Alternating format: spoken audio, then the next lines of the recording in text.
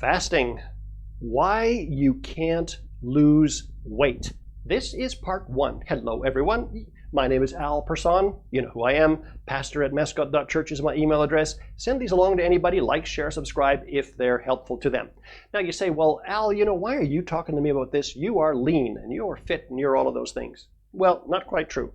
I'm a fat guy desperately trying to become trying to get out. Okay, I'm constantly battling to stay lean. It is a permanent journey, but it's a journey I'm happy to be on, and it's something I've come to understand. Okay, now I have been 120 kilos in weight, which is 40 kilos, 60 pounds above where I am now, which is really pretty heavy. That happened after the death of my dad, and after I was working very, very hard.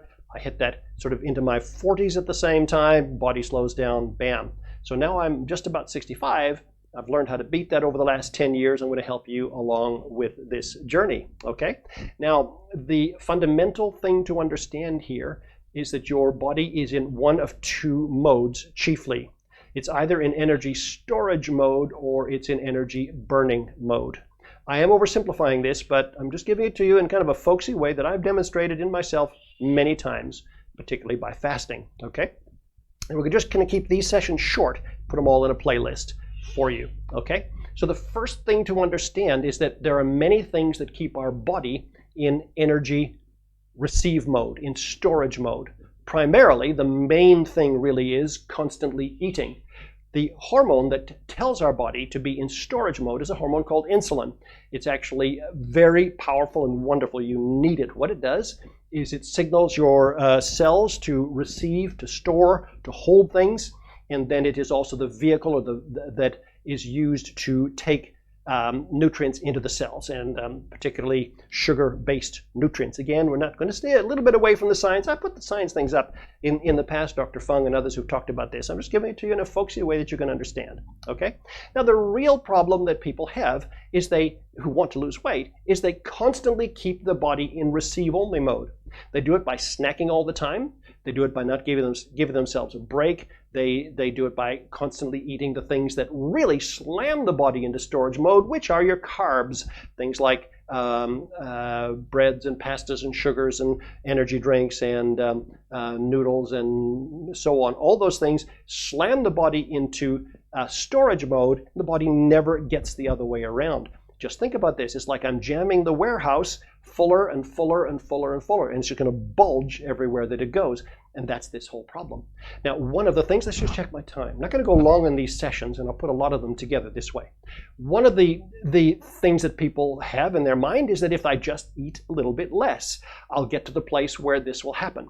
And we'll talk about that in a little while. That's really important. But the problem is it's a seriously painful journey, because you're going to have to eat enough to where your body says, okay, well, I could store some, but I'm going to need to burn some, and it's never really fully in burn-off mode. It's never in eating mode. Your moods are always up and down following your blood sugar. It's a tough journey. The other thing to do is to say, well, what if I gave my body time to take the excess sugar that it's storing? Where is it storing it? It's storing too much in the liver. It's storing it in your blood, obviously, storing it in your muscles, storing everywhere. What if I gave my body time to use that sugar, to burn it off, and so that instead of my cells being in receive mode, they finally have to say, well, I guess I'm going to have to give you back something. I'm going to have to switch the warehouse doors the other way so that you can take energy from me instead of taking and putting energy into me, okay? So this is kind of what we're thinking about. Most people who try to lose weight never get to the place where they have depleted all of the excess sugars. This is what we're going to talk about in these sessions to come, okay? So just as a quick review of what we're doing here today, if you need to get on top of this in your body, and certainly I do, and many, many others, you need to understand that the stored sugars, where are they being stored? All over the body. I've got some links in past conversations. I might bring them up here from Dr. Fung and others have talked about it. Those stored sugars have to be depleted. They've got to be dropped far enough down that your body finally says, well, I don't have stored sugars. I'm going to have to burn some fat. I'm going to have to burn some of the things that I have. Now, I have demonstrated this many times in fasting. I'm going to talk about some of the things that happen when you fast in my next video. Okay, but this is the first thing. Point number one, if you need to lose weight, you need to realize that by and large, your body has remained in receive mode. It's remained in fill mode. You need to get it from fill mode to empty mode, to where all that energy that you've stored is now able to be used.